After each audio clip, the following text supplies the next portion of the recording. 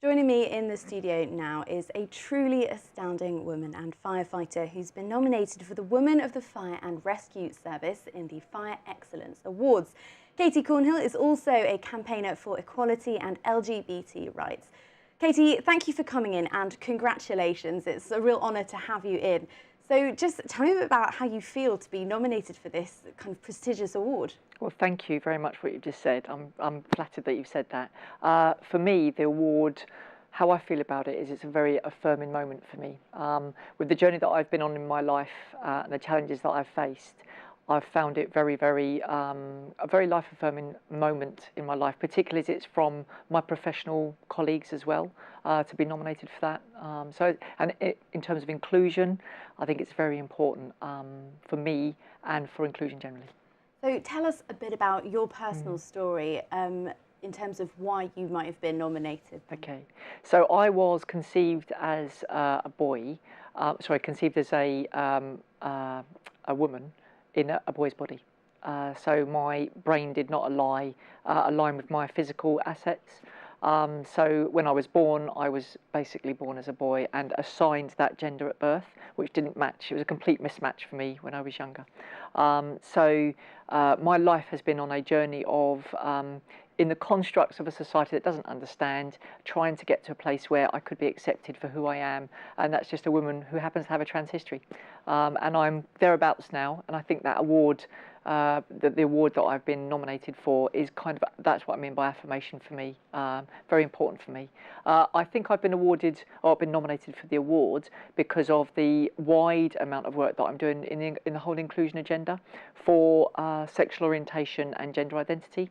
So I do a lot of work for the Fire and Rescue Service, particularly for Hampshire, who are an amazing organisation, amazingly supportive, and they allow me to spread my message of inclusion and about how important that is, not just in Hampshire, but across the whole of the UK.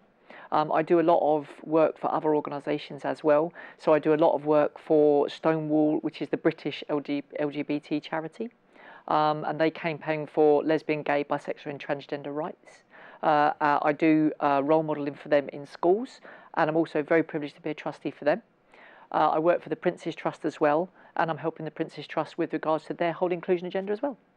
I mean, I think we've come a really long way in this country in terms of the understanding of the LGBT community and LGBT rights, but we've also still got a long way to go as well. What kind of for you was the most difficult thing about kind of your transition and explaining it to the world? What's been the most difficult thing? The most difficult thing was coming to terms with the fact that I could actually be myself in the environment that I was working in mainly.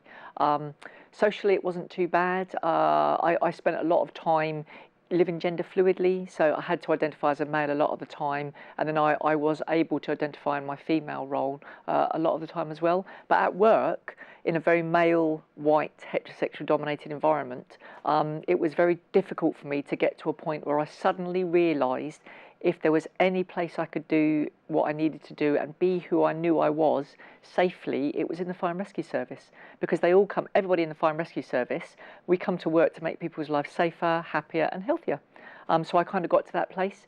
That was the most difficult bit though. That took probably about 4 to 5 years to actually start thinking I really need to be me, to the point of I'm going to be me. So that was really hard work.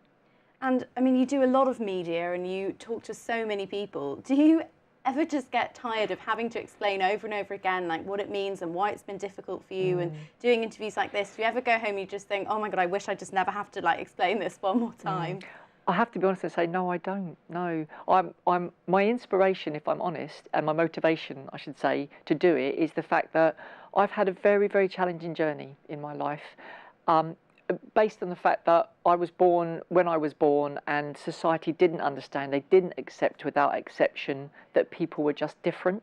And I don't want anyone to go through that. That's my passion.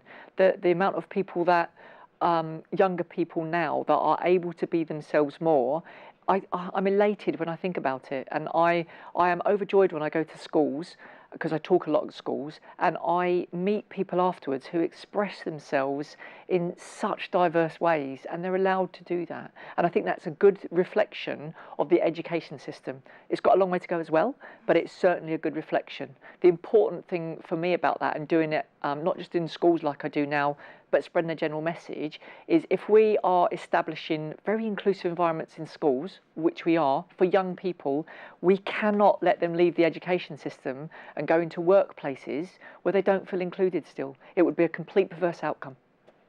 I completely agree. Katie, thank you so much for coming in. I can only wish you the best of luck with those nominations for the awards, and of course with all the work that you continue to do so well across our area. Thank you. Thank you so much, Charlotte.